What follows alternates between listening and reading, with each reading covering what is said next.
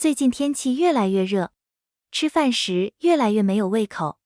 咱们今天用它做一道开胃又下饭的小菜。先把表面清洗一下，然后切成丝。多吃些包菜，不但能补充维生素，还能杀菌消炎，提高免疫力。用清水冲洗干净，提前泡发好的木耳，把它的硬蒂去掉。开水里少放点盐，几滴食用油。洗净的包菜丝下锅，焯水1分钟就可以，不需要太久。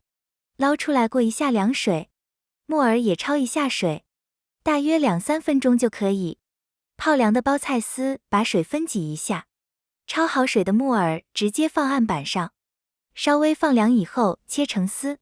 准备1个洋葱，也切成丝，放点蒜末，喜欢吃辣的多放点辣椒面。烧到冒烟的花椒油浇在上面，2勺生抽，1勺香醋，半小勺盐，最后放1勺白糖提鲜，再放点炒好的花生米。清脆爽口的凉拌包菜做好了，吃饭没胃口的时候来这么一盘，比大鱼大肉还要香，特别开胃。做法也非常简单，喜欢的朋友可以先收藏起来。谢谢大家。